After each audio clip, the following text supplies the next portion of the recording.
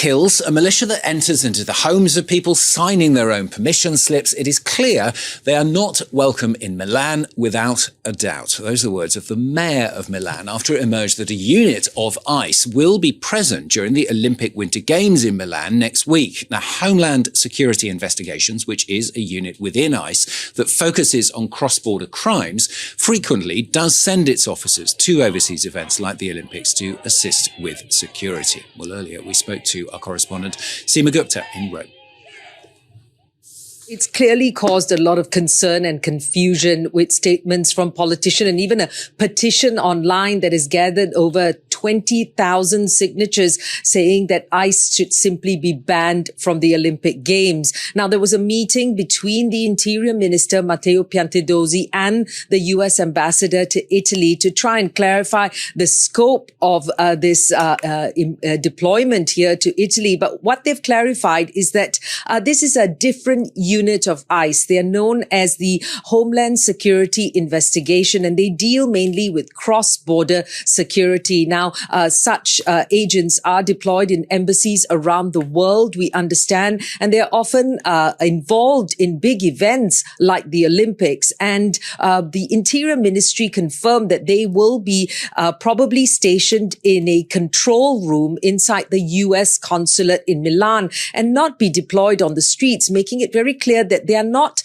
the same group that is involved in enforcement and removal operations that we've seen in the domestic front on the American streets. Now, of course, the Interior Ministry also confirming that some 6,000 police and other agents will be involved in the security of the Olympics. These are Italian security agents and not American ones. But clearly, the fact that there has been so much reaction, such fraught reaction to all of this is a sign of the strained ties between the Trump administration and its traditional allies. When we have seen discussions about the situation in Greenland, and of course reports that we've seen on the TV and in other media about these operations being carried out by ICE on the streets of America. It didn't help that over the weekend the state broadcaster RAI also showed a report in which an Italian television crew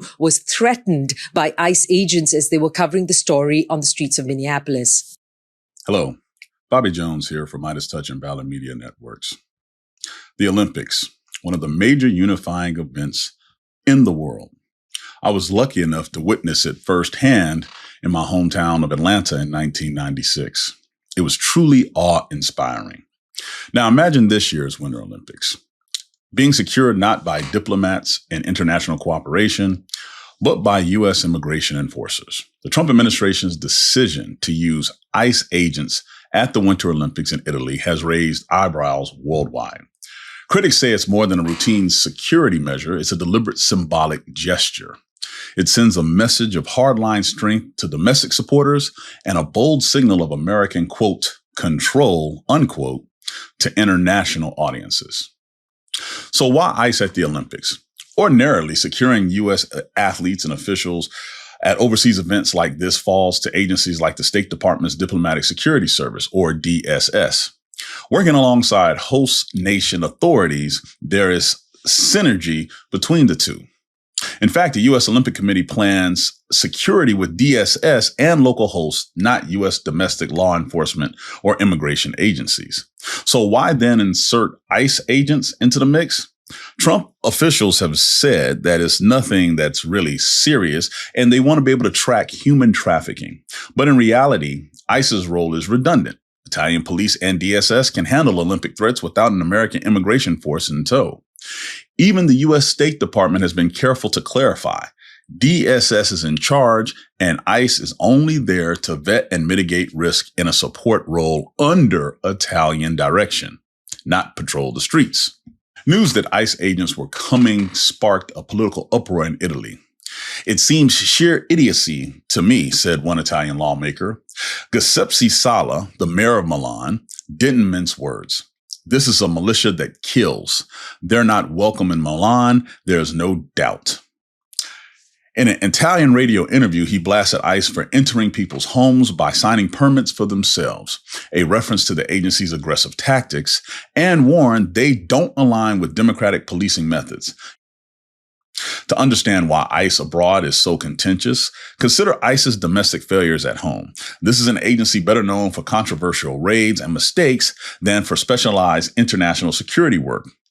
In just the past months, ICE and Border Patrol agents shot and killed two U.S. citizens during immigration operations in Minnesota. One victim, Renee Good, was a Minneapolis resident and mother killed by an ICE officer during a traffic stop. The outrage over Good's death and the fatal shooting of Alex Pretty by Border Patrol days later has turned Minneapolis into the center of America's dispute over immigration enforcement. The city has seen mass protests chanting "Abolish ICE" amid heavily armed federal crackdowns. The rhetoric around ICE has grown downright grim. Mayor Sala's description of ICE as a militia that kills might sound extreme until you look at ICE's record. Under Trump, ICE officers and their border agent counterparts have repeatedly used deadly force in aggressive raids in U.S. cities. Federal agents in tactical gear have rammed down doors and raided homes without judicial warrants, thanks to a secret May 2025 memo authorizing them to use force to enter on just an ICE-issued administrative warrant, not one coming from a judge. Whistleblowers revealed the new ICE hires were being trained to ignore long-standing Fourth Amendment protections, essentially signing their own search permits, as the mayor of Milan alluded to. The consequences have been dire. Americans dragged, tackled, tased, even shot by ICE and Border Patrol agents in cases of mistaken identity or overzealous force. A recent government watchdog report confirmed that between 2015 and 2020, ICE wrongfully deported or removed 70 potential U.S. citizens, people who had every right to be in America. In that same period, ICE arrested 674 and detained 121 individuals later identified as U.S. citizens. The agency's data systems were so poor that it often did not know a detainee was American or didn't care to check. At least 32 people have died in ICE custody in the year 2025, the agency's deadliest year in decades. Many were immigrants who perished from inadequate medical care or suicide in detention. But the pattern of neglect reflects on ICE's culture of enforcement over safety. Even U.S. citizens with serious health issues have been locked up by ICE or deported to their peril. These aren't the actions of a precision security force. They're failures that have shattered lives and drawn bipartisan condemnation. Small wonder Italian leaders worry about ICE's judgment and methods on their native soil. So if ICE isn't the most qualified or trusted for Olympic security, why send them? In a word, ideology. This deployment is a stage for the Trump administration's strength and control doctrine. It projects a tough on immigration image to Trump's base and the world, even if it ruffles diplomatic protocol. President Trump has made no secrets of admiring tough approaches. At home, Trump often equates showing force with success. During his second term, he flooded Minneapolis with 3,000 ICE and CBP agents, a force 5 times larger than that city's police force. In what is being called Operation Metro Surge, a crackdown ostensibly about a local fraud scandal, but one that conspicuously targeted a region with a large Somali American and largely citizen population, Trump's optics are everything. Sending immigration police to the Olympics telegraphs that his administration will impose its border control ethos anytime, anywhere. It's red meat for supporters who cheer this confrontational stance on immigration, and it is meant to scare those who are not aligned with that program. This move fits neatly with the administration's rhetoric. Trump's hand-picked border czar, former ICE Director Tom Homan, exemplified this attitude when he publicly stated, President Trump doesn't have a limitation on his authority to make this country safe. There's no limitation. Let that sink in, because that's a startling claim. Essentially, that Trump's power to enforce law is boundless, justifies almost any measure, and is beyond reproach. Whether it's breaking into homes without warrants or exporting ICE abroad, the philosophy is that might makes right. In Minneapolis, federal teams have operated with sloppy military zeal, armored vehicles, soldiers in unmarked vehicles, and helicopters hovering over residential areas like it's a war zone. The strength and control posture is a hallmark of Trump-era values, valuing force over consensus and messaging over moderation. As one Yahoo News report noted, the administration even instructed its agents to break into homes without warrants and aggressively push the envelope of that authority.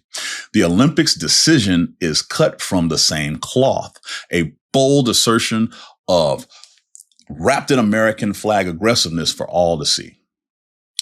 For progressive Americans and international observers, the deployment of ICE agents to Milan Cortina is a serious policy misstep that carries very real risk. It undermines decades of cooperative security tradition, it insults the host nation, and it ties a celebration of peace to an agency infamous for heavy-handed tactics and human rights abuses. Most of all, it shows how far the Trump administration will go to stage a symbolic show of force. Rather than a genuine security need, it feels like a stunt, a political advertisement that's being beamed from the Alps across the world that, hey, we are in control. But at what cost? We should be celebrating athletes in 2026, not scrambling to reassure allies that our agents won't act like an occupying force when they arrive in their country. If we truly believe in the Olympic spirit of international peace and respect, we must insist that our security measures reflect those values, not subvert them. The Olympics deserve better, and so does the world. Love this video? Support independent media and unlock exclusive content, ad-free videos, and custom emojis by becoming a paid member of our YouTube channel today. You can also gift memberships to others. Let's keep growing together.